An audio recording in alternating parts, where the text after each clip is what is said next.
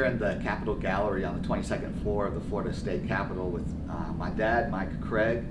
He's a Presbyterian minister and a retired Navy Chaplain, and I wanted to have you over today to talk about the topic of sin and temptation, and especially how it relates to those who serve in the state government, elected officials, their staffers and families, and the pressures that they face being in those situations and the temptations that often arise. And you've written a book called How to Master Sin, and in it you give some very practical ways that we can fight against sin and temptation. But tell me, what was it that prompted you to actually write a book on this subject? Yeah, that's a great question, and I guess the simplest answer is because, like all Christians, I struggle with sin, and so it was very interesting to explore and find out what Scripture specifically says about how we're to deal with sin.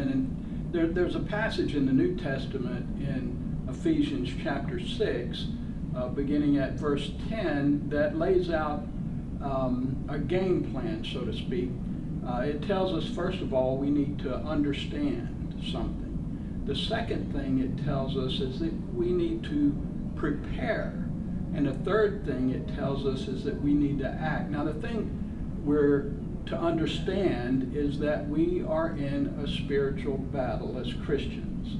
And we don't have a choice about that. And so we need to recognize and acknowledge that we are in a spiritual battle. And Ephesians chapter 6 lays that out very clearly.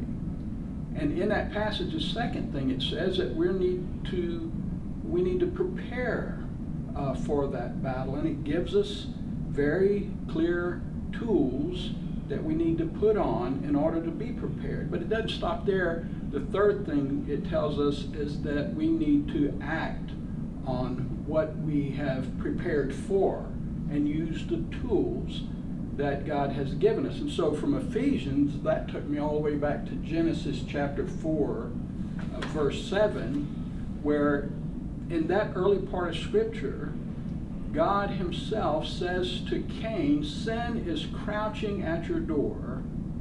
Its desire is for you, but you must master it.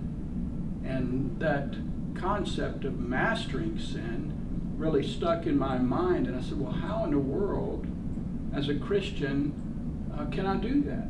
And so from that question, or that command, it led me to explore Scripture and come up with just a few of the tools that are available that God provides for us.